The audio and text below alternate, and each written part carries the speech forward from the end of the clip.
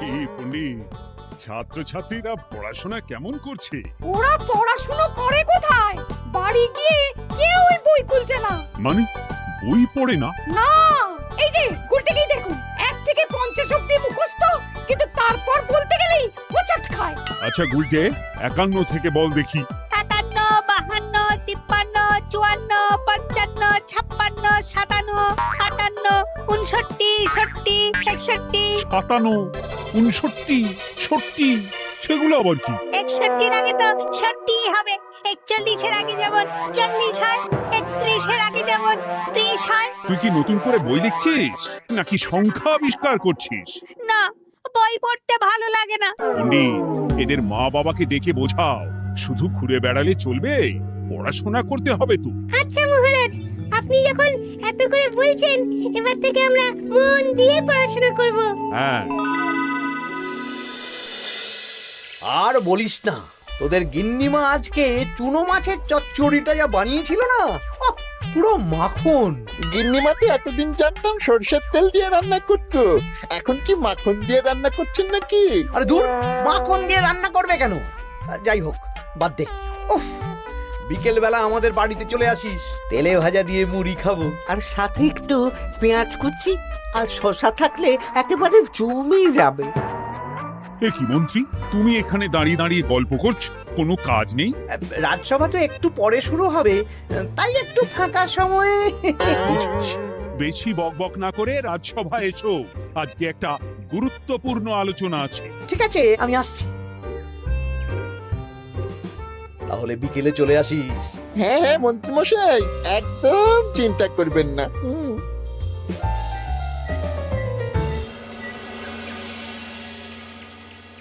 রাজ্যটা তো রসাতলে চলে যাচ্ছে, বাচ্চারা পড়াশুনো করছে না, বড়রা গল্প গুজব করে আড্ডা দিয়ে কাটাচ্ছে।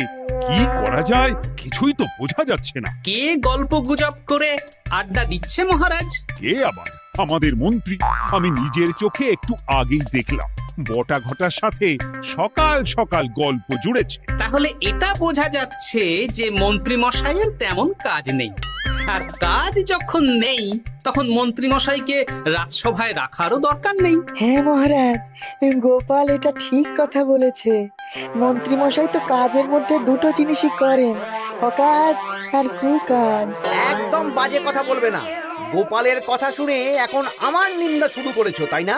এই থামো থামো থামো থামো, আমাদের রাজ্যের উন্নতির জন্য একটা সমাধান করা দরকার। এই সময় নষ্ট করা বন্ধ করতে হবে।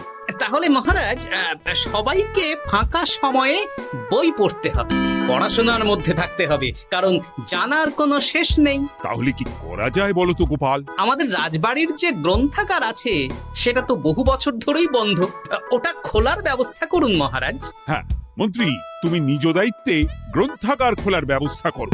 অনেক দিন ধরে ধুলো ময়লা জমে আছে, সব পরিষ্কার করবে, আর পরিষ্কার হয়ে গেলে তোমরা সবাই গ্রন্থাগার থেকে বই নিয়ে পড়বে। বেশ।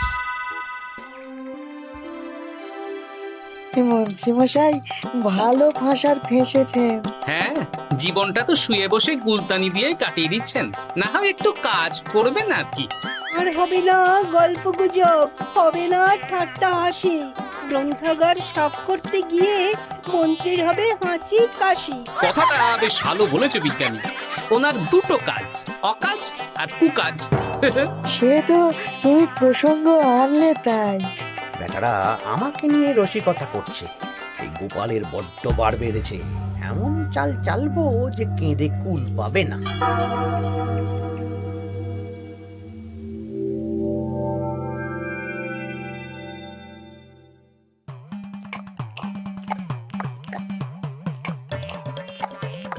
বেশ সুখে ছিলাম, কিন্তু হঠাৎ করে গোপাল আর মহারাজের সহ্য হলো না, চাপে পড়ে গেলাম। আমরা আপনাকে চাপমুক্ত করব, বলুন কি করতে হবে?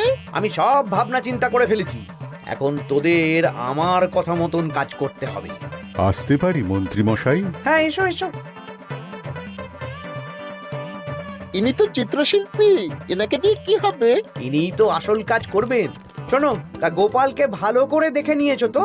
বিলক্ষণ। একটা পাতায় গোপালের ছবি আঁকতে হবে, ওপরে লেখা থাকবে কৃষ্ণনগরের ভবিষ্যৎ। এ কি, গোপাল তো আপনার শত্রু, গোপালকে নিয়ে বই লিখছেন কেন? আমি বলছি, একটা পাতায় গোপালের একটা ছবি আঁকা হবে, যেখানে গোপালকে দৈত্য হিসেবে দেখানো হবে। বড় বড় দাঁত, বড় বড় কুলোর মতো কান। শোনো, নিচে একটু ফাঁকা রাখবে, যা লেখার আমি পরে লিখে দেব। আর আপনি মহারাজকে এই পাতাটা দেবেন? হ্যাঁ, আর বলবো যে গ্রন্থাগার পরিষ্কার করতে গিয়ে এই পুরনো পাতাটা পেলাম, তবে অনেক খুঁজেও বইয়ের বাকি অংশ কিচ্ছু পেলাম না মহারাজ। মহারাজ ওখানে দৈত্য বেশি গোপালকে দেখে ভাববেন রাজ্যের বড় বিপদ আসতে পারে, আর গোপালকে কোনো কারণ ছাড়াই তাড়িয়ে দেবেন। একদম তাই। কিন্তু একটা সমস্যা আছে। আবার কি সমস্যা? পুরনো পাতা বোঝাবেন কি করে? ছবি আঁকা হয়ে গেলে পাতাটা দুদিন রোদে ফেলে রাখবো, তারপর পাতার ধারগুলো একটু আঁকা বাঁকা করে কেটে দেব, সাথে আগুনের হালকা তাপ দিলে সাদা পাতা খুব তাড়াতাড়ি পুরনো দেখাবে। এটা ঠিক বলেছেন। আচ্ছা চিত্রশিল্পী, তাড়াতাড়ি ছবি এঁকে ফেলো। আমি কালকে সকালেই দিয়ে দেব। বেশ বেশ। আর বটা ঘটা, তোদের কালকে থেকে একটু আমার সাথে হাতে হাতে কাজ করতে হবে। হ্যাঁ, সে আমরা আপনার সুখে দুঃখে পাশে থাকবো।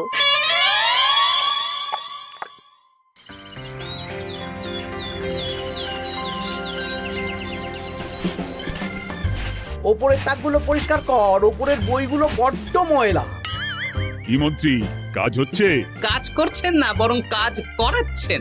কাজ হওয়া নিয়ে দরকার, সে আমি করি বা অন্য লোক, তাতে কি যায় আসে? যায় আসে মন্ত্রী মশাই।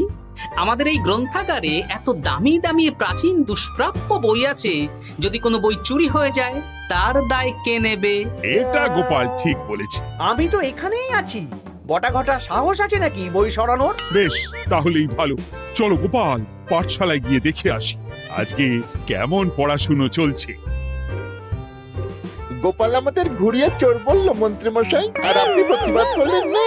প্রতিবাদ কি? গোপালকেই দুদিন পরে রাজ্য থেকে বার করে দেব।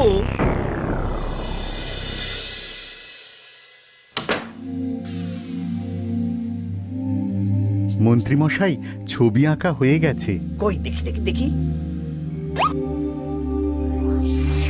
সাব্বাস, এই তো চাই।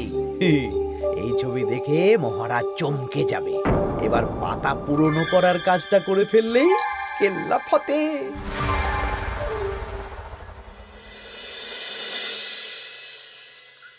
তা মন্ত্রী, গ্রন্থাগার পরিষ্কার করার কাজ শেষ? হ্যাঁ মহারাজ, তবে তবে কি? একটা পুরনো বইয়ের পাতা পেলাম। কি? এই এই দেখুন মহারাজ, আচ্ছা দেখি। অনেক পুরনো বইয়ের পাতা। একই মহারাজ, আপনি আমার দিকে তাকাচ্ছেন কেন? ওরে বাবারে, এই পাতায় কি লেখা আছে? পড়ছি, কৃষ্ণনগরে এক নবরূপী দৈত্য জন্ম নেবে, যার নামের আদ্য অক্ষর গ। সে শুরুতে লোকজনের উপকার করবে, কিন্তু তার বয়সকালে তার আসল রূপ ফিরে আসবে। ওই ব্যক্তি আসলে মানুষ নয়, সে এক দৈত্য।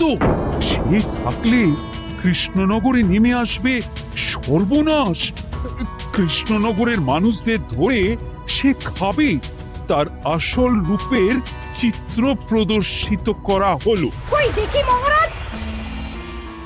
দেখো, সত্যি তো, এই দৈত্যকে একদম গোপালের মতন দেখতে। মহারাজ, আমার মনে হয় যে গোপালকে এই রাজ্যে ঠাঁই দেওয়া একদম ঠিক হবে না। কোন দিন গোপাল মানুষ থেকে দৈত্য হয়ে আমাদের খেয়ে নেবে বলা তো যায় না। উল্টো পাল্টা কথা বলবেন না মন্ত্রী মশাই। ওই দেখুন মহারাজ, গোপাল কেমন রেগে উঠছে। এক্ষুনি দাঁত বেরোলে কিন্তু হিতে বিপরীত হয়ে যাবে। আরে কিসের হিতে বিপরীত? কই দেখি। দেখো দেখো, এ তো কোনো দুষ্প্রাপ্য বইয়ের পাতা, তাই মিথ্যে কথা লেখার সম্ভাবনা কম। বিশ্বাস করুন মহারাজ, আমি দৈত্য নই, আমাকে ফাঁসানো হচ্ছে। গোপালকে দূর করুন মহারাজ। কোনো অঘটন ঘটে গেলে কিন্তু আমাকে বলতে পারবেন না যে আমি আগে থেকে সাবধান করিনি। হ্যাঁ গোপাল, তুমি আর এই রাজ্যে থেকো না, আজ রাত্রেই চলে যাও। আমি জানি তো মানুষ অবস্থায় অনেক উপকার করেছো বা করছো, কিন্তু দৈত্য হয়ে উঠলে তখন রাজ্যের মানুষকে কি জবাবদিহি করব বলো? বিশ্বাস করুন মহারাজ, আমি মানুষ। চুপ! এই কে আছো? গোপালকে ঘাট ধাক্কা দিয়ে বের করে দাও। যেন আজকের পর এই রাজ্যে আর না দেখি। মহারাজ এসব বিশ্বাস করলেন? মন্ত্রী মশাই জোর খাটালেন যে, কি আর করা যাবে। এখন যতদিন না কোনো উপায় হচ্ছে, এই রাজ্যের বাইরেই থাকতে হবে। তবে কি? একটা সন্দেহ হচ্ছে বুঝলে। আগের বছর যখন বেতন বেড়েছিল, রাজসভা থেকে একটা চিঠি দিয়েছে, সেটা আছে? হ্যাঁ, আছে তো। দাও তো, যাওয়ার পথে একটু বিজ্ঞানীর বাড়িতে যাব বুঝলে।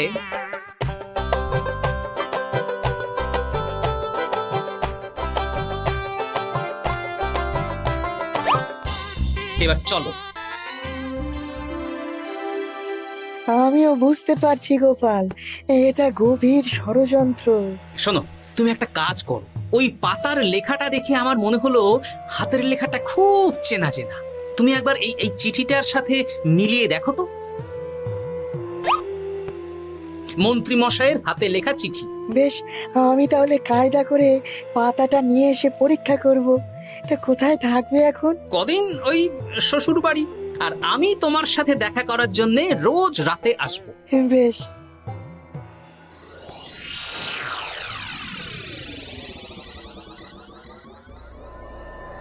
আসতে পারি মহারাজ? বিজ্ঞানী, এসো এসো এসো। বলছি মহারাজ, পাতাটা চাই, আজকে রাতের জন্য দেবেন? হ্যাঁ, নিয়ে যাও নিয়ে যাও। ওই পাতা দেখলেই আমার ভয় লাগছে।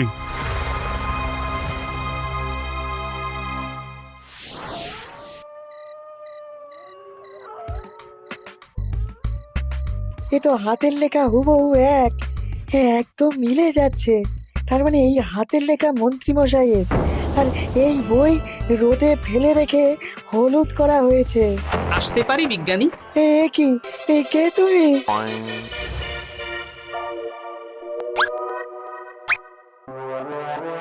গিন্নির পুরনো শাড়ি পরে নারী সেজে এলাম, কেউ জানতে পারলেই বিপদ।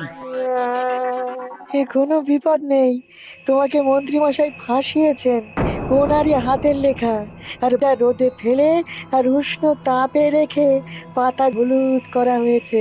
জানতাম এইরকমই কিছু একটা হবে। তাহলে কালকে সকালেই রাজসভায় সব খোলসা করে দিই। না না, তার আগে মন্ত্রী মশাইকে একটু নাচাবো। কিভাবে? আমি দৈত্য সাজবো আর মন্ত্রীকে ভয় দেখাবো। আগে বটাকে দেখাবো, তারপর ঘটাকে, শেষে মন্ত্রীকে। ভালো মজা হবে, আমি তোমার পাশে আছি। তাহলে তাহলে এখনই সাজগোজ করে ফেলি বুঝলে। তুমি একটা চাদর মুড়ি দিয়ে আমার সাথে বটা ঘটার বাড়িতে যাবে এখন। আচ্ছা।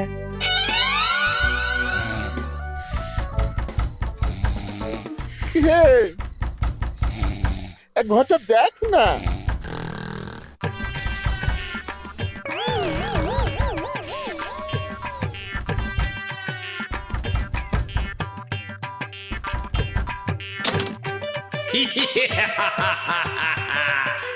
আমি তোকে খাবো, আমি দৈত্য গোপাল। বাবারে, আসল দায়িত্ব কি করে হয়ে গেলে? পালাই, এই ঘটা ওঠ। পালিয়ে কোথাও যেতে পারবি না,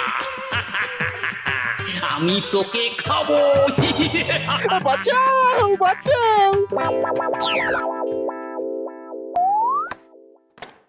কি হলো?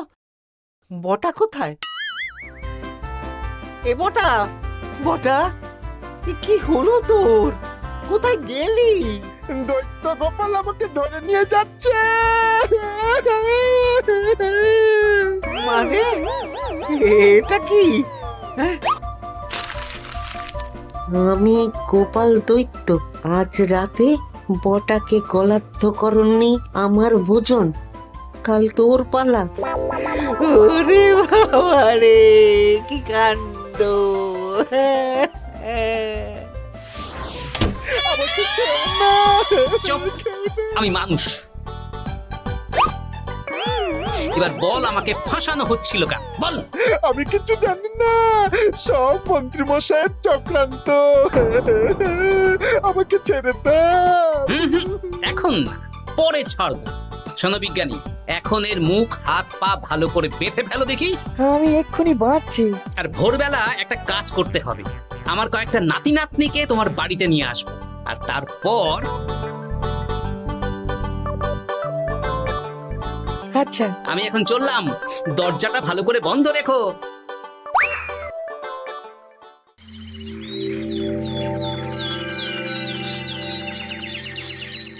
কি সব উল্টোপাল্টা বলছিস? সত্যি কালকে গোপালের দৈত্য এসেছিল। আরে গোপাল তো রাজ্য ছেড়ে চলে গেছে, আমি কড়া পাহারা বসিয়েছি। গোপাল এই রাজ্যে আর ঢুকতেই পারবে না। কিন্তু ওর দৈত্য এসেছিল। আরে দূর, তুই স্বপ্ন দেখেছিস। সকাল সকাল মাথা খারাপ করাস না ঘটা, কাজ আছে। সত্যি বলছি। চুপ!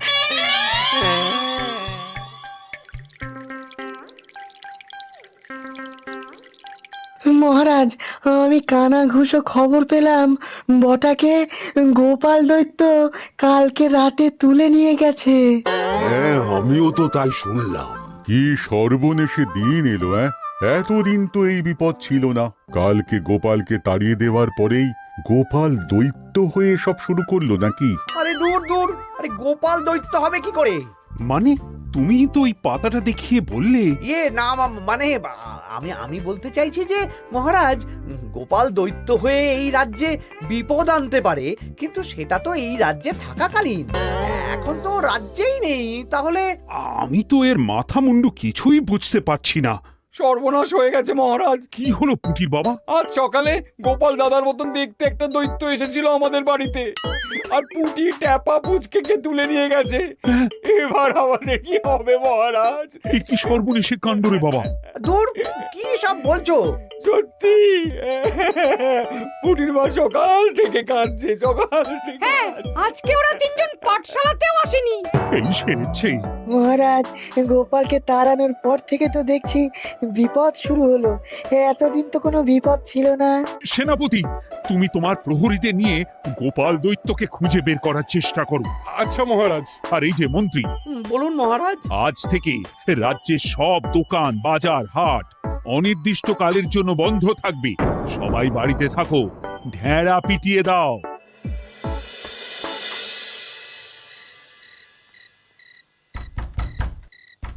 কে? আমি দরজা খুলবো না। এই দরজা খোলো, আমি আমি বিজ্ঞানী।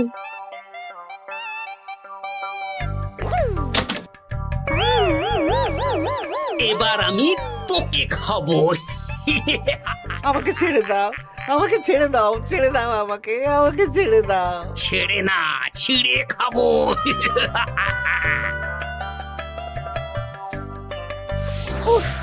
এই তো দাদু চলে এসেছো। এরকম শুয়ে বসে থাকতে ভারী মজা। এ কি বটা, তোর কিছু হয়নি? না না, কাল একটু ভয় পেয়েছিলাম। না, কিছু হবেও না। এই মন্ত্রীর সব চক্রান্ত ধরা পড়ে গেছে। আমি চাইলেই মহারাজের কাছে মন্ত্রীর নিজের হাতের লেখা বইয়ের ব্যাপারে বলতে পারতাম, কিন্তু আমি চাই মন্ত্রী মশাই নিজের মুখে নিজের দোষ স্বীকার করুক। আর সেটা করানোর দায়িত্ব তোর হাতে। আমি কি করব? কাল সকালে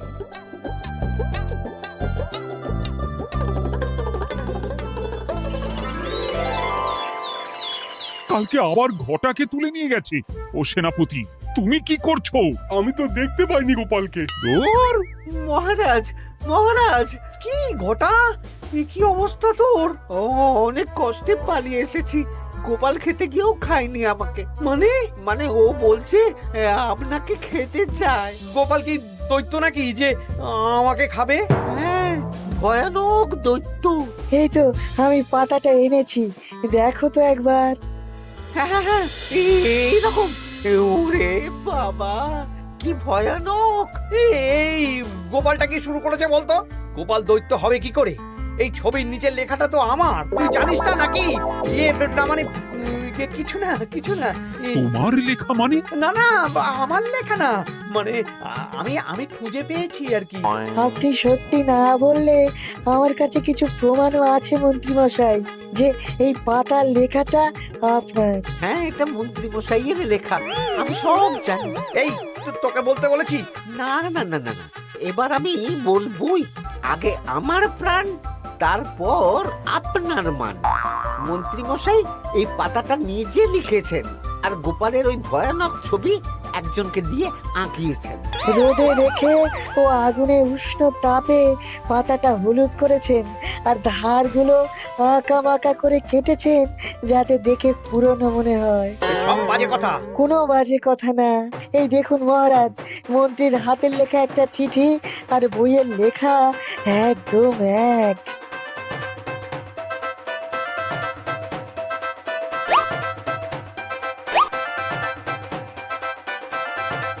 এ কি মন্ত্রী?